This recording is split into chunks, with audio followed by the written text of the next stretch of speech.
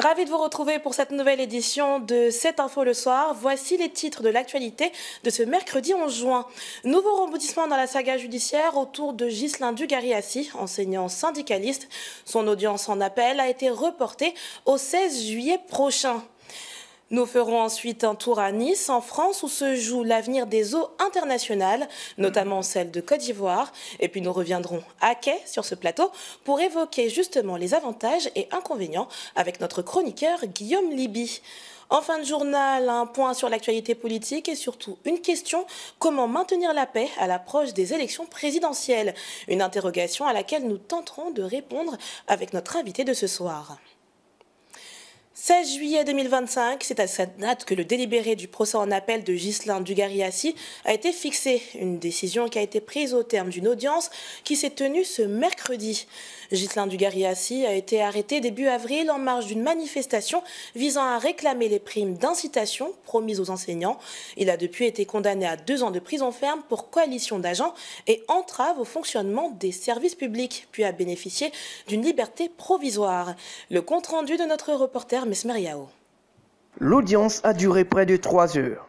Les deux parties ont présenté leurs éléments de preuve pour défendre leurs positions respectives.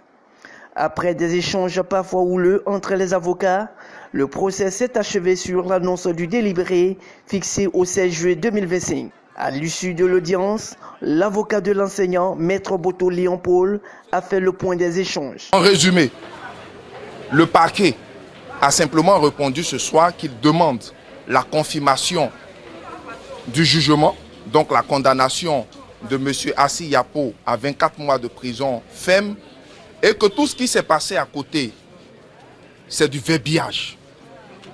Ce mot verbiage, nous l'avons trouvé insultant. Insultant, et nous l'avons dénoncé au cours de notre plaidoirie. Ce n'est pas du verbiage que de dire que c'est en violation de la loi qu'un citoyen a été enlevé de nuit. Présent également en ce procès, le directeur de l'ISMENA a salué le travail effectué par les avocats. Avec l'intervention de nos avocats, qui sont très éloquents et qui ont touché là où il faut toucher, nous savons que le droit sera dit et que Dugari sera rétabli dans tous ses droits, mais que le droit syndical, la liberté syndicale en Côte d'Ivoire aussi sera reconnue. Le sort judiciaire d'Assi Dugari sera définitivement scellé dans un mois. En attendant, chacun des camps garde espoir en la justice. Saviez-vous que Nice, célèbre ville de la Côte d'Azur, située dans le sud-est de la France, et Abidjan sont jumelées? Une union que les deux cités entendent bien renforcer. Pour ce faire, le Premier ministre Robert Begré-Mambé et Christian Estrosi, maire de la ville, se sont entretenus. Plus de détails dans ce sujet de Carmel Yao. Accompagné du ministre de l'Environnement Jacques Assaoré et du maire de Grand-Bassam Jean-Louis Moulot, le Premier ministre ivoirien a exprimé sa gratitude envers la ville de Nice pour son soutien constant à la Côte d'Ivoire. La gestion des déchets plastiques et la préservation des écosystèmes marins étaient au cœur des échanges. Le Premier ministre a salué les efforts de Nice pour soutenir Abidjan dans ces domaines cruciaux. Nous sommes venus lui dire merci pour toutes les initiatives qui ont été prises d'abord pour Abidjan, et surtout pour l'invitation qui a été adressée à M. le Président de la République de participer à l'UNOX 3. Et il m'a fait l'honneur de me désigner pour le représenter. J'ai profité de cela pour faire le point avec l'un des principaux organisateurs, sinon l'organisateur principal au niveau de la France de cette conférence très importante. Et après cette conférence, se dessine pour Abidjan, pour la Côte d'Ivoire, auprès des Nations Unies et auprès de nos amis français, de très bonnes perspectives qui vont ouvrir de larges champs de coopération. Et notamment, Nice sera l'un des défenseurs pour Abidjan en vue de gérer les déchets plastiques qui ruinent la lagune d'Abidjan et pour laquelle nous sommes en train de faire de gros efforts de redimensionnement et de régénération. Nous avons aussi profité de cela pour parler des perspectives de coopération avec les Nations Unies et la France pour tout ce qui concerne l'encadrement des belles initiatives qui ont été retenues au terme de cette conférence. Et je ne peux que remercier notre ami Estrosi, qui est un grand ami de la Côte d'Ivoire, pour tout le soutien qu'il apportera à la Côte d'Ivoire et à Abidjan auprès des organismes internationaux pour que nous soyons parmi les ténors dans ce domaine de gestion des océans. Moment fort de la rencontre, la désignation du maire de Grand-Bassam, Jean-Louis Moulot, en tant que vice-président de la coalition des maires pour l'océan. On va profiter de cette occasion puisque les Nations Unies ont décidé de pérenniser la coalition des maires qui pour la première fois s'est réunie à un sommet de l'océan pour former un conseil d'administration où chaque continent va être représenté. Et en tant que président de cette coalition qui va durer, qui va se réunir chaque année en Assemblée générale, j'ai souhaité que dans cette coalition, pour représenter l'Afrique, ce soit un maire de Côte d'Ivoire qui puisse être mon vice-président. Et donc, en accord avec le président, le Premier ministre, je suis heureux que le maire de Grand-Bassam devienne vice-président de la coalition des maires de la planète pour l'océan. Voilà. Cette rencontre à Nice illustre la force des partenariats décentralisés dans la lutte pour la préservation des océans, un modèle de coopération entre villes au service d'un avenir durable. La Côte d'Ivoire a renouvelé avec l'Union européenne son partenariat autour du secteur de la pêche d'un montant de près de 2 milliards de francs CFA. Ce protocole d'accord permet aux navires européens de pêcher en eaux ivoiriennes et ce pour une durée de 4 ans. De manière concrète, environ 6100 tonnes de thon et d'autres espèces migratrices pourront être pêchées par l'UE chaque année. Ce qui nous amène à notre chronique économique du jour.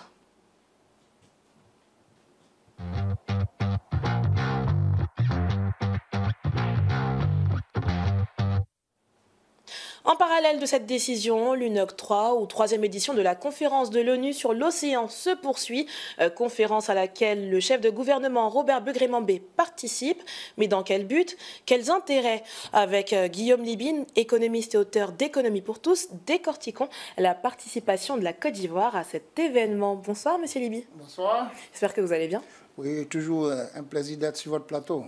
Alors, de manière succincte, quelles opportunités la participation à la conférence des Nations Unies sur l'océan de la Côte d'Ivoire peut-elle apporter au pays? Alors, les opportunités sont énormes. Parce qu'il faut dire que l'économie bleue est un concept créé par les Nations Unies depuis 2012 et qui regroupe en fait toutes les activités liées aux mers, aux océans et aux côtes maritimes.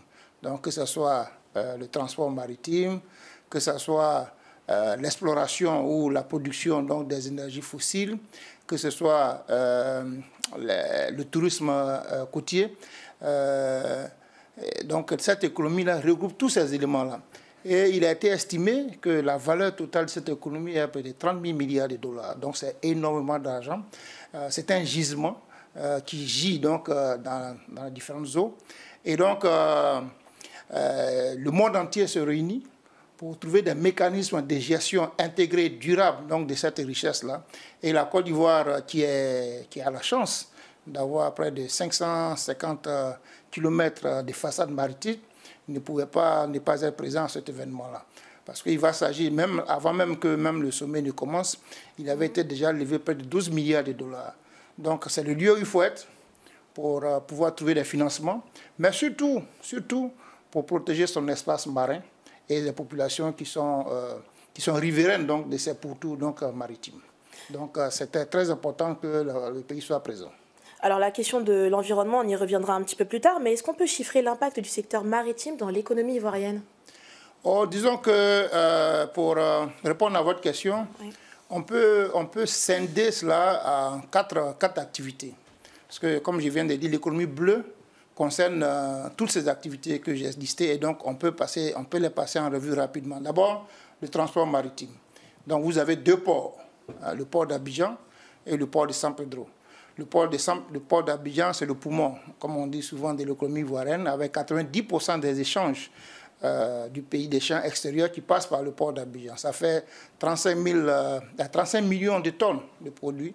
Et puis, c'est le hub de tous les pays de l'Interland. Bien que, ces derniers temps, avec les différentes situations politico-économiques, il faille plus ou moins être prudent sur ce sujet-là. Mais vous avez cela. Ensuite, vous avez le port de San Pedro, qui est le deuxième port dans la Côte d'Ivoire, qui lui voit partir donc, du pays tous les produits que nous exportons, le café, le cacao, l'huile de palme, etc., etc. Donc, en termes de transport maritime, il y a un élément très important. Ensuite, il y a l'exploration et la production de l'énergie fossile. Vous savez, récemment, beaucoup de découvertes ont été faites et on estime aujourd'hui, à près de 6 milliards de barils, le potentiel de réserve donc, de pétrole en Côte d'Ivoire. Ensuite, après cela, vous avez la pêche. Tout à l'heure, vous parliez de la pêche. Bon, c'est là que le bas blesse un peu parce que la pêche ne constitue que 0,5% du PIB de la Côte d'Ivoire. Donc, c'est un secteur qui reste à développer, qui est totalement artisanal et donc il faut éventuellement développer. Et puis, non, vous avez naturellement, comme je l'ai mentionné également, l'économie de tourisme côtier, avec les villes balnéaires comme Bassam, j'ai cité Assini en dernier. La plus connue, c'est toujours Assini, effectivement. C'est toujours Assini. Donc, je citerai Bassam, Grand Bérébi, San Pedro, et bon, éventuellement Assini. Ouais. Mais il y a un potentiel encore énorme qui est sous-exploité. Donc, voilà un peu, si vous voulez capter l'apport de l'économie bleue dans l'économie de la Côte d'Ivoire, c'est 4 secteurs que vous pouvez regarder. Vous l'avez évoqué tout à l'heure, l'aspect environnemental. Alors, comment on allie protection environnementale et développement économique maritime? Mais vous l'avez annoncé, c'est le cœur de la réunion qui se tient en ce moment donc à Nice. C'est comment concilier l'exploitation de l'écosystème marin qui est censé procurer près de 30 milliards de dollars, 30 000 milliards de dollars, avec les objectifs du développement durable. Ouais. Donc, c'est une réalité dont il faut tenir compte. Et pour cela, le monde entier se réunit. Les 193 pays donc, des Nations Unies se réunissent pour trouver des mécanismes, surtout en termes de réglementation, pour respecter les eaux. En termes de réglementation, pour créer des espaces protégés en haute mer. Donc, tout cela va être conjugué de sorte à ce que l'exploitation ne soit pas une exploitation délictueuse, tout azimut, de sorte à préserver donc cette richesse, tout en l'exploitant également pour le bien-être de vous et moi. Alors, en parlant de vous et moi, comment on pourrait participer, nous aussi, au renforcement de l'économie bleue de par nos comportements? Ben, écoutez, c'est très important parce qu'on voit bien, à travers une étude qui a été faite par les chercheurs de l'université Jean-Laurent-Guédé, que nos comportements agissent sur la rentabilité des établissements hôteliers, notamment en ce qui concerne, disons, l'insalubrité. Il y a une corrélation très claire qui a été établie entre l'insalubrité et le chiffre d'affaires de ces établissements hôteliers qui exploitent le pourtour maritime de la Côte d'Ivoire. Plus le cadre est insalubre, plus les recettes baissent. Comprenez? Donc, dans ces conditions, il y a forcément un manque à gagner. Alors, pour aider à améliorer cette situation, il faut avoir le comportement sain. Prenons soin de nos plages. Elles ont du sable fin, de qualité, mais il faut éviter donc de le surcharger avec tous nos déchets, tous les plastiques que nous jetons comme ça par hasard, mais qui finissent donc dans les eaux, dans la mer, qui nous reviennent en termes de saleté. Et donc tout ça va impacter donc, la rentabilité de ces entreprises. Et bien évidemment, lorsque celles qui sont en exploitation ne sont pas rentables, d'autres ne viendront pas. Donc nous pouvons, et c'est quelque chose sur lequel nous devons insister pour que les populations aient ce comportement, je dirais, durable envers donc, nos côtes maritimes. On espère que votre appel sera entendu. Monsieur Liby, merci pour ces éclaircissements. Je rappelle que vous êtes auteur du livre « Économie pour tous » que nous apercevons d'ici une minute à l'autre à l'écran. Merci beaucoup. Merci. Ouvrons à présent le chapitre politique de ce journal. À l'instar de plusieurs partis, le RHDP, par le biais de son porte-parole, Kobenan Kwasi Adjoumani, a tenu à clarifier sa position. À l'occasion d'une conférence de presse, il a dénoncé les récents appels à la manifestation qu'il juge dangereux, tout en assurant que le scrutin d'octobre prochain se tiendra dans un climat apaisé, transparent et sécurisé. Nous n'avons pas été mandatés pour semer le désordre, mais pour construire la paix. Fin de citation, a insisté le porte-parole, réaffirmant la volonté du parti de rester dans un débat d'idées, loin de toute logique et de confrontation. Une sortie du RHDP qui intervient après celle de l'ex-chef de l'État, Laurent Gbagbo, le week-end dernier. Des déclarations qui ne sont pas passées inaperçues, notamment chez les partisans du leader du COJEP, Charles Blé Goudé. Dans une vidéo publiée sur les réseaux sociaux, ce dernier appelle à la paix. Nous l'écoutons. Je prends surtout la parole parce que depuis ce week-end, ça vit maintenant aux injures. Surtout aux injures qui ont pris des allures de passe d'armes entre partisans de Laurent Gbagbo, partisans de Charles Blé Goudé. Je ne veux pas de ce combat. Non. Moi, je ne veux pas de ce combat. Je n'ai pas la force de me battre contre moi-même. Je ne veux pas. Un seul mot déplacé, une seule phrase irrévérencieuse, un seul propos malencontreux à l'encontre du président Laurent Gbagbo me dérange. Et va contre mes valeurs. Et va contre mes principes. Je n'accepte pas qu'on insulte le président Laurent Gbagbo. Je n'accepte pas. C'est pourquoi je prends la parole. Pour interpeller tout le monde. On doit mettre fin à ce jeu. Qui fait le jeu de nos adversaires. Qui, eux, ont les bras croisés et nous regardent. Les appels au maintien de la paix, c'est justement la base de la lutte menée par la plateforme de notre invité de ce soir, Monsieur Henri Vianney Ngouran Kofi. Monsieur Ngouran, merci d'être parmi nous ce soir. Merci. Depuis quelques semaines, l'actualité politique en Côte d'Ivoire est marquée par des déclarations musclées et des prises de position qui sont pour le moins tranchées. Quel regard vous portez en tant que président de la plateforme Place Côte d'Ivoire sur cette multiplication de déclarations? Tout d'abord, on vous remercie de nous avoir invités. Il faut dire que face à ces déclarations, notre plateforme est là pour pouvoir appeler toujours à l'apaisement, à la paix et surtout à la tolérance. Voilà. Mais justement, comment vous réagissez? Alors, tout d'abord, il faut dire qu'on a déjà été rencontrer les différents leaders politiques, que ce soit à l'opposition comme au parti au pouvoir. Et nous, aujourd'hui, c'est de sensibiliser la population et surtout nos leaders, parce qu'au sein de cette plateforme que nous avons mis en place, nous sommes 19 ONG repartis sur tout l'étendue du territoire, près de 18 000 membres. Donc, c'est d'appeler toujours à l'apaisement et surtout au dialogue.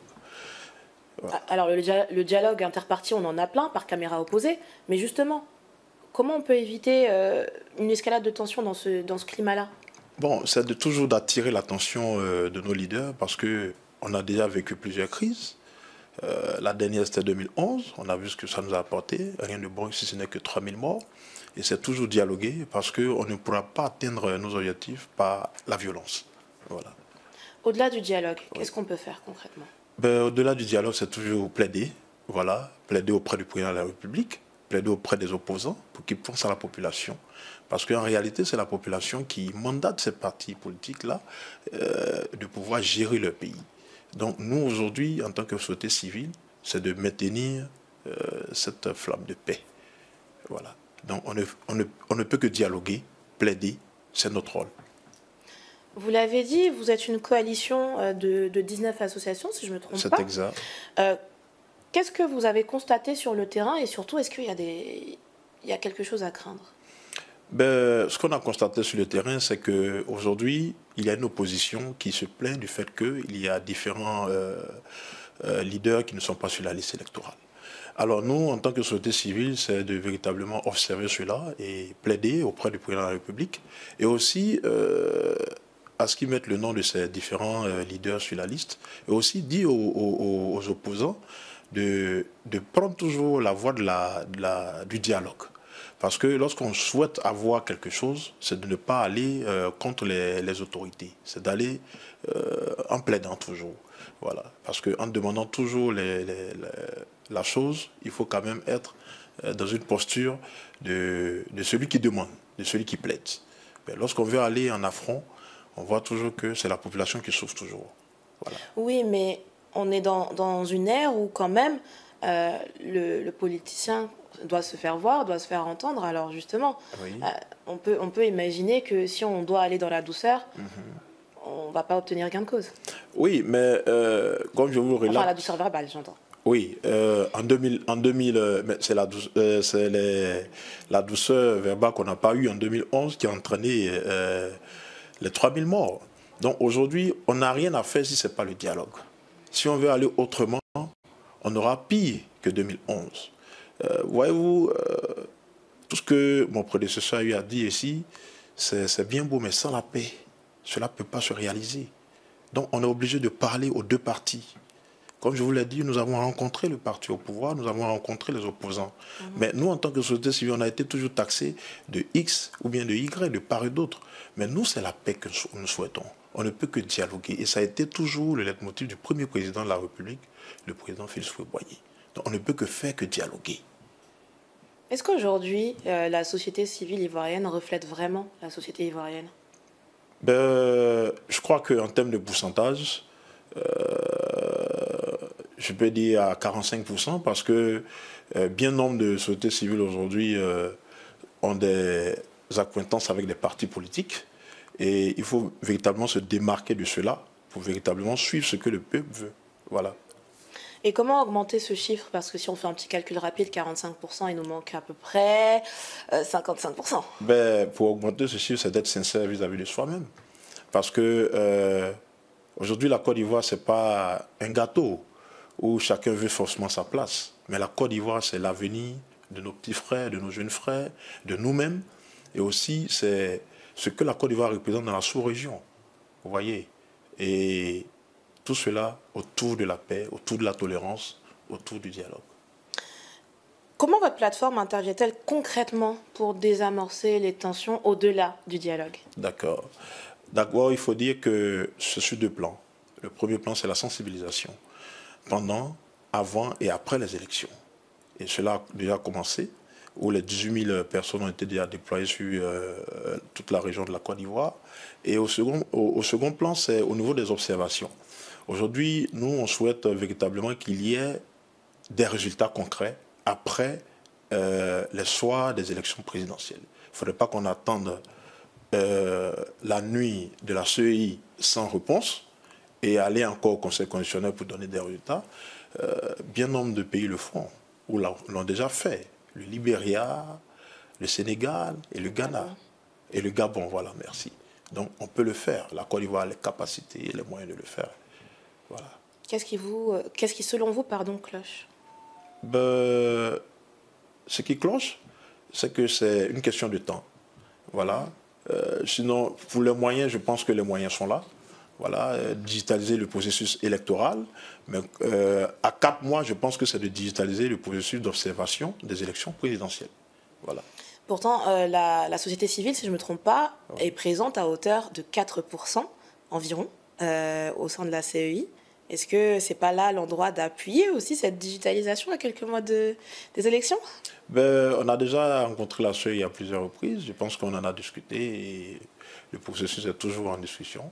Et je crois que c'est une volonté des partis aussi qui sont au sein de la CEI. Ce n'est pas seulement la société civile. Il faut que le parti au pouvoir et l'opposition aussi adoptent cela. Parce que cela doit arranger la population, avoir des résultats transparents. Et puis, voilà. Au-delà de cette échéance électorale, comment maintenir la paix de manière durable en Côte d'Ivoire aujourd'hui? Alors, en ce moment, pour maintenir la paix, c'est de plaider auprès du président de la République pour mettre le nom de ces 4 leaders qui n'ont pas leur nom sur la liste. Et une fois le nom sur la liste, il faut qu'il puisse être éligible. Parce qu'il y a être sur la liste électorale et être éligible. Et aussi permettre à ce que tout le monde puisse se présenter. Voilà, tout le monde se présente. Et au sein de la CEI, comme je l'ai dit à l'un de nos collaborateurs hier, c'est véritablement de permettre à ce qu'il y ait ce qu'on appelle la digitalisation des élections présidentielles en Côte d'Ivoire. Voilà, une fois qu'il y a la digitalisation, il y aura moins de fraude. Voilà. Très bien, nous sommes arrivés au terme de cet entretien. Merci, monsieur Henri Vianney-Coffine-Goran. Je rappelle que vous êtes le président de la plateforme Place CI. C'est la fin de cette édition de 7 Infos le soir. Merci de l'avoir suivi.